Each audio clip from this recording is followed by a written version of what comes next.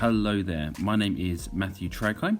I studied at the University of Greenwich between 2016 and 2018, and I'm currently a primary school teacher teaching year 4s. I've been asked to tell you a little bit about the Teach First route, which is the route that I chose into teaching. I think that there'll be quite a few people watching this at home, so hopefully I've tried to include lots of information so you can pause it, come back to it, and revisit any of the things that you want to take further. Obviously, a quick disclaimer, these are my own experiences, my own views of the programme and the Teach First route itself. I hope you find the information helpful. I am a little bit biased because I have had a great experience on the programme, but hopefully I can give you enough information that you can make the right choice for you. Okay, here we go. This presentation is broken down into 3 sections. The first one is, why did I choose to train through this Teach First route? The second one is, what did I learn during the process? And finally, I'll give you a few of my reflections on the route itself. So, why did I choose to train through this route, the Teach First route? I think that everyone watching this will be doing their BA Honours Primary Education degree, so a lot like myself. After I did that, there were really 3 main routes that I could have pursued. The first one was the Schools Direct or the SCIT training programme with QTS.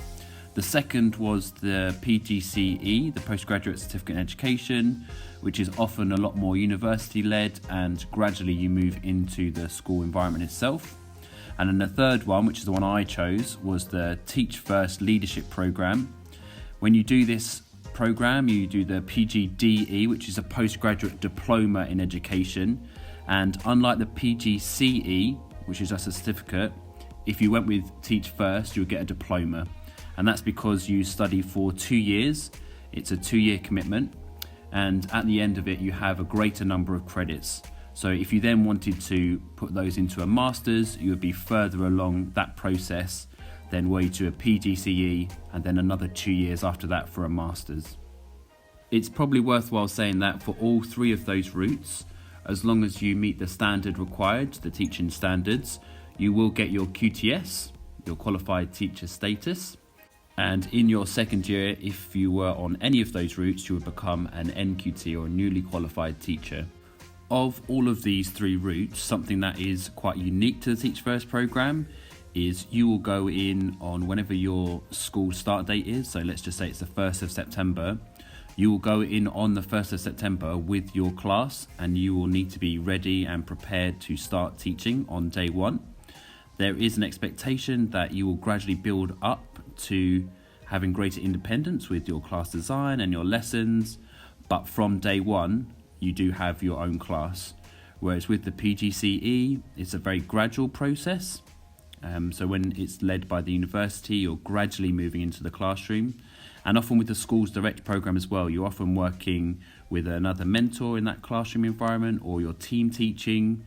But for the Teach First Leadership programme, their expectation is that they offer specific training over the summer, and then from that 1st of September date, you will be creating your new classroom environment and you will start teaching, which is really exciting, but also quite a daunting prospect, especially when you start out.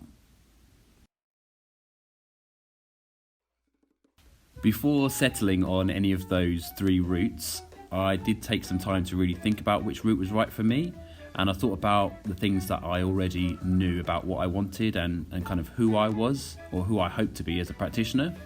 So I knew that I was a career changer, and there were other things that I wanted to bring in from that experience into the classroom. So I spent time on Camp America, I'd worked for a while for a big large bank in Canary Wharf, I spent some time working for London Borough of Bexley, some time working for a youth charity as well, and also some time working for the prison service. So there were lots of those experiences that I knew that I was probably slightly different from other teachers.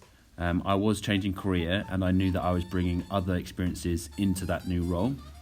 I knew that I definitely wanted to be a primary school teacher, and that I was probably going to be investing in that role for at least 5 years.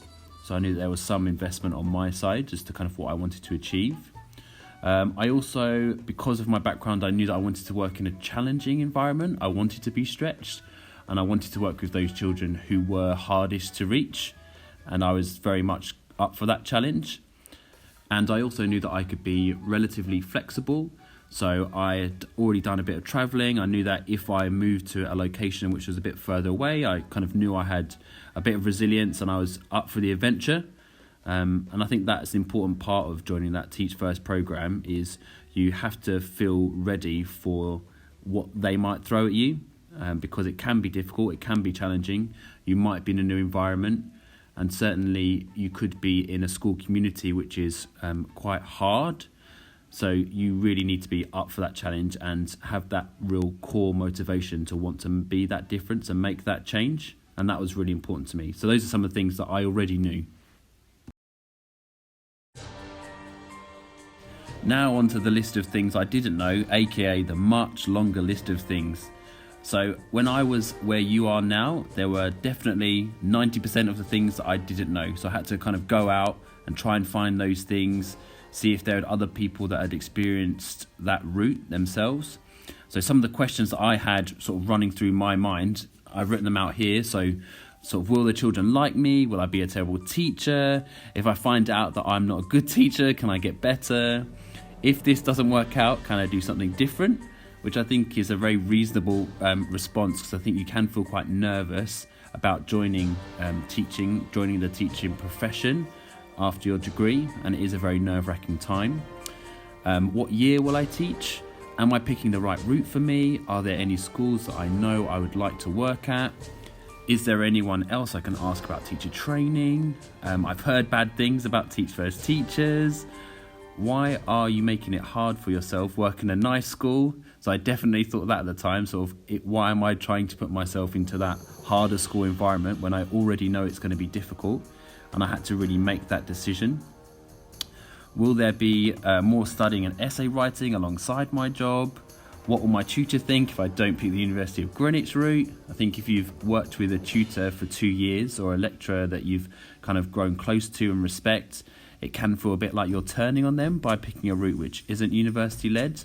But I can certainly say from my experience that my tutors were incredibly supportive and continue to be supportive of my journey. So pick the route definitely that's right for you. Will I be able to keep up with the hours? I think teaching is hard whichever route that you choose. So try and pick the route which hits the most ticks for you. What are my friends doing? So I was the only person, I think, that chose to go down that Teach First route. So I had to be really confident in the decision that I was making and whether it was right for me and the kind of career in teaching that I aspired to have. Will I want to do a master's in a couple of years? On reflection, I felt that parts of the university experience that I had enjoyed were the essay writing, doing research, finding out new things and kind of pushing my own knowledge and understanding. So I felt that I probably would want to do a master's, and the Teach First route brought me closer to that ultimately than any of the other routes, because it allowed me to continue that second year of study with the university support. For me, because I was based in the southeast and south coast region, our sort of link university is the Canterbury Christchurch University. If you were to go into Teach First and want to work at a London school, it would actually be UCL would be your main university. And I think there's about 8 regions across the country. You can select any of those 8 regions. So if you want to travel a bit as a teacher or go somewhere new, you certainly can pick one of those 8 regions. And you are joined then or linked to a university which is close in proximity to those individual regions. Let's see these last few questions. So will this route qualification help me if I want to teach abroad? That was definitely a possible option for me. I wasn't sure if I wanted to teach overseas. The PGDE, I think when I started it, it was either the first or second year they'd done it. So there wasn't much information around from other countries about whether they would accept the PGDE as a valid teaching qualification.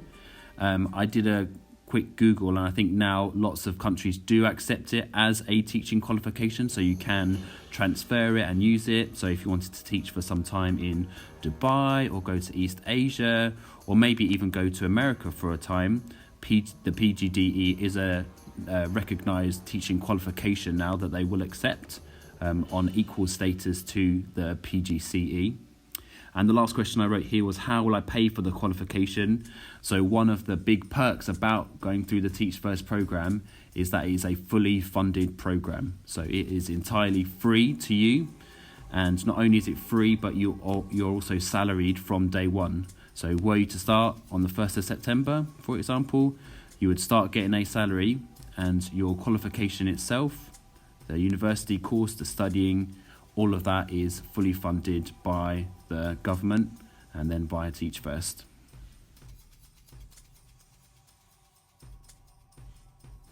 I don't know about you, but when I started to look into the 3 routes, I found lots of material, lots of kind of promotional marketing material, and Teach First is really good at creating quite empowering, quite powerful adverts, really telling you about their ethos, kind of what they're hoping to achieve as an organisation, as well as the types of school, the types of people that they employ and put through their programmes.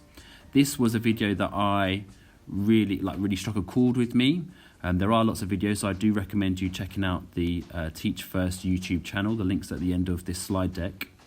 But this video, to me, it spoke to me, so I'd like to share it with you. So this is one of the videos that I found particularly inspiring and was one of the reasons that really drew me into who Teach First are and kind of what they're trying to achieve as an organisation.